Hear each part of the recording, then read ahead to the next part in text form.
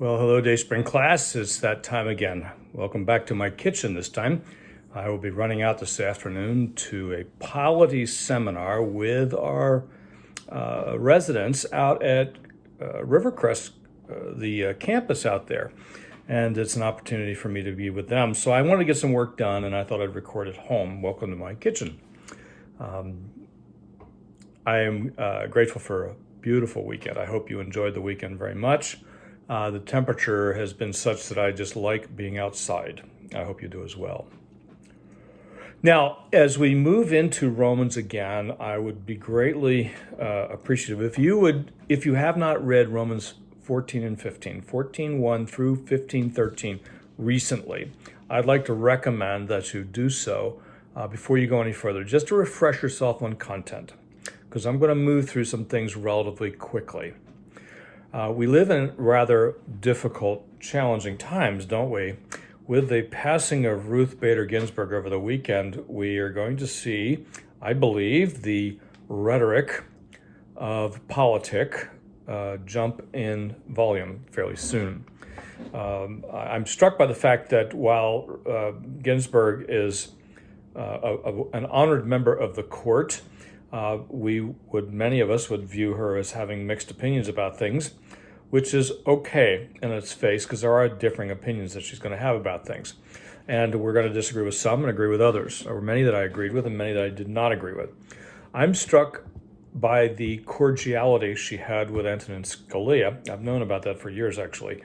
And I'm interested because in a world where a lot of civil discord is being sown right now, that is not the model that they gave to us. They gave to us a model of civil discourse where kindness and affection for one another overrode some deep ideological divides.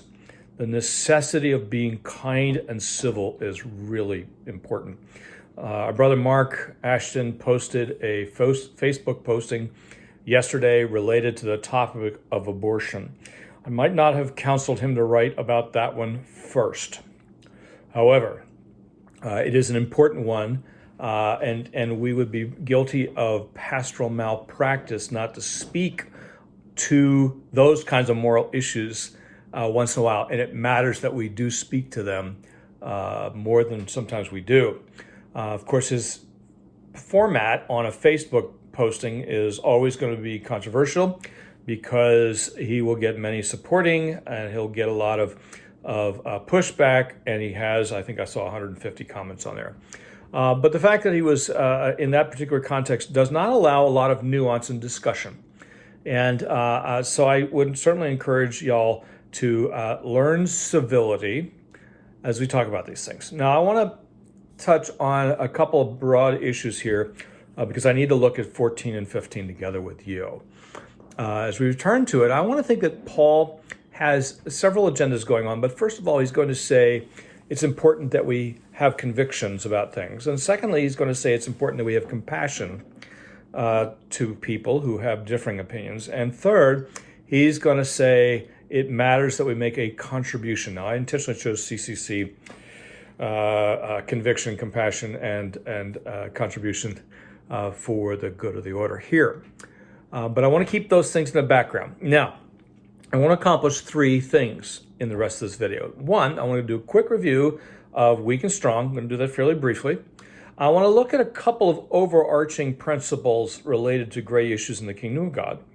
And then I want to list out 9 very rapid exhortations or summary statements, if you will, about that are written to both the weak and the strong.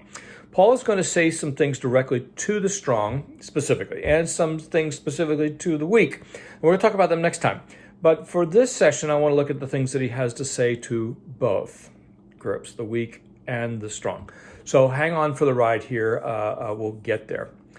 When I say, first of all, weak and strong, what I'm referring to are conscience issues. The weak and the strong are both being informed by the Spirit, and they are regenerated people in this case. Now for Paul, he's going to identify with the strong. And if you look at the opening of chapter 15, he's going to say, we who are strong have an obligation to bear with the failings of the weak. Now, it's not just the fact that he says we are strong, but he's not going to talk about the weak as having failings. I say that with caution and a little bit of trepidation, but the idea that there is someone who has a robust conscience versus someone who has a very tender and soft conscience and careful conscience. Paul is going to suggest that both of these people have a lot of truths going on in their lives, but we know that Paul identifies primarily with the strong. Now, in context for Paul, the weak and the strong are going to center around the issues of circumcision and food laws and Sabbath behavior and observances. So for a Jew, those things are terribly moral. They don't feel moral to you and I, but they certainly were to the Jews at the time. And there are plenty of areas in our lives. It's a lot easier to look back 100 years and say what was some issues at that time that were moral but were not viewed as gray.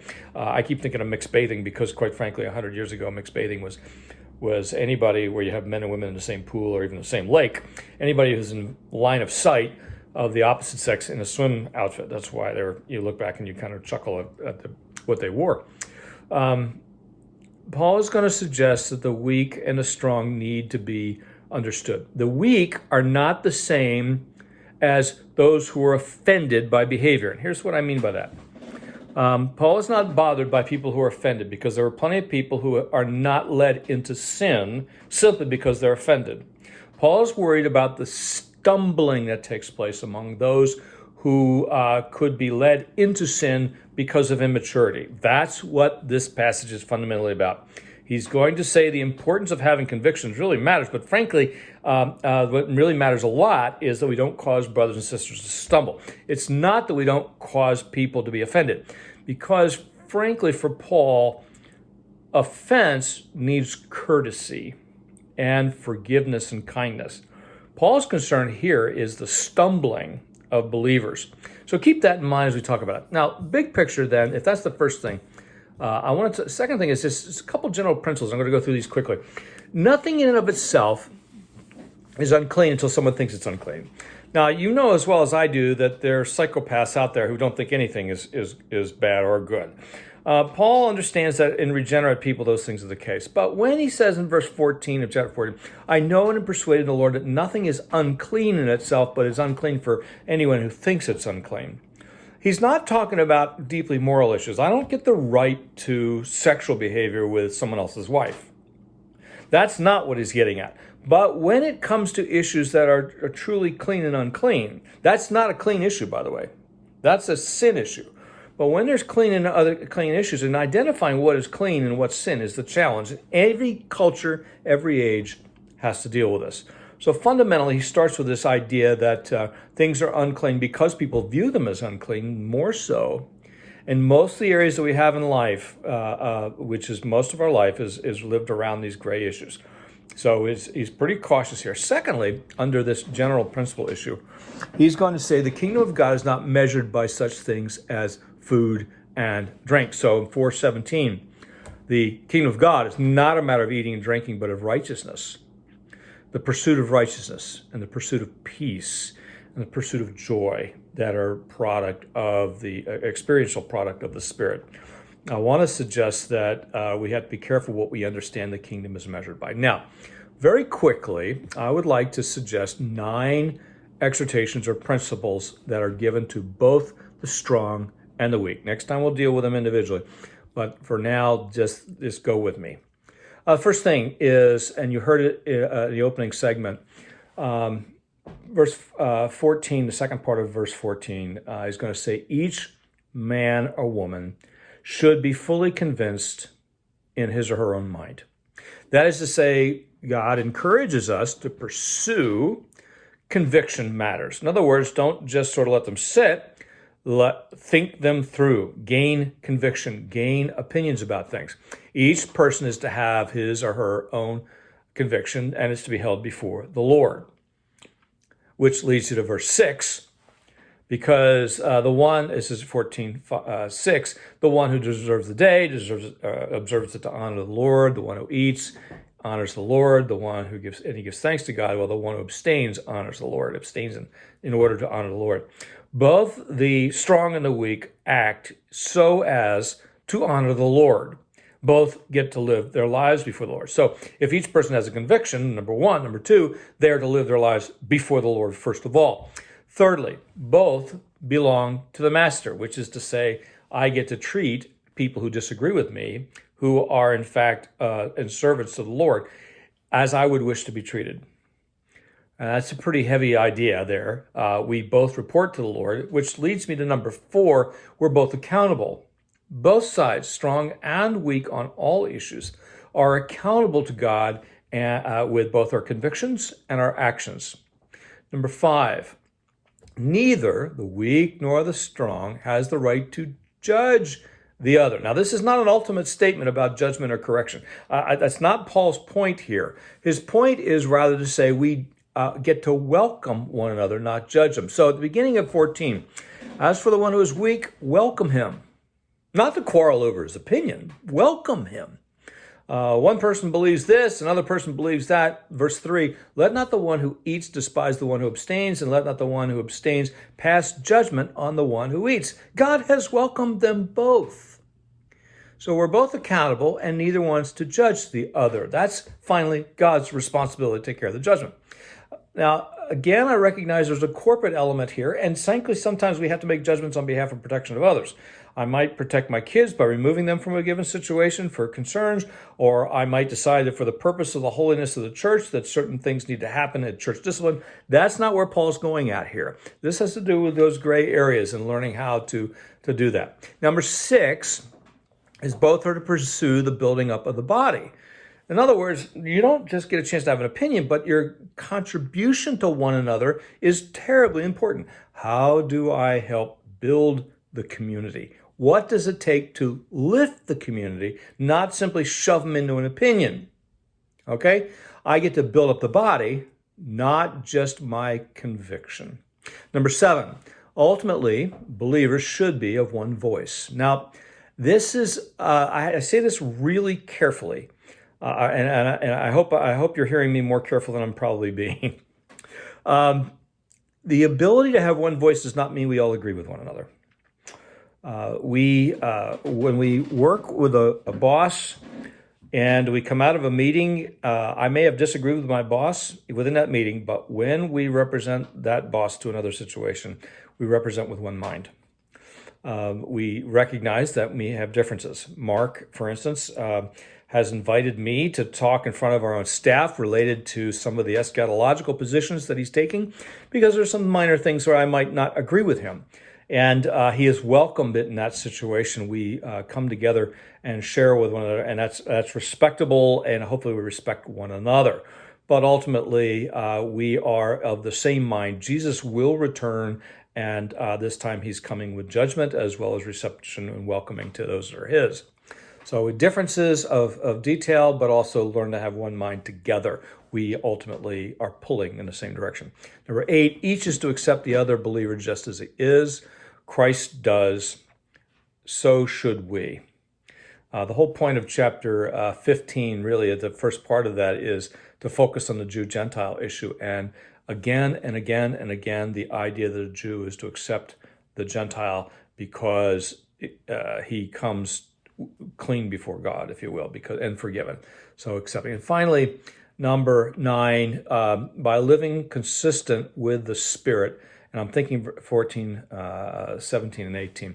Living consistent with the Spirit, we're honored by God and even by people, by men and women.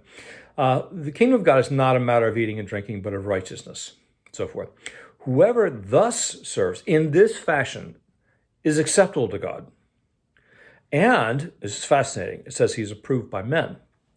I think that's basically true. I think as people honor God, genuinely honor God, he will find that even those that are his enemies will find uprightness and standing. It's one of the fascinating things to watch the founder of Chick-fil-A as he has made some inroads with some of the leadership in the LGBTQ community, because he has reached out. Now, a lot of people don't know that, and a lot of the people in the LGBTQ community don't know that, but he has done his best And I want to honor that. And I find that when we live upright lives and our neighbors see righteousness, true righteousness, with holiness and kindness, joy of the Spirit and peace, peacemaking, that goes on in verse 17.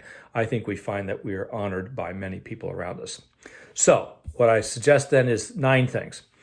Each is to have his conviction. They're to live their conviction before God. Number 3, we both belong to the same master, so we got to be careful with that. Number 4, each of us is ultimately accountable to God for our convictions.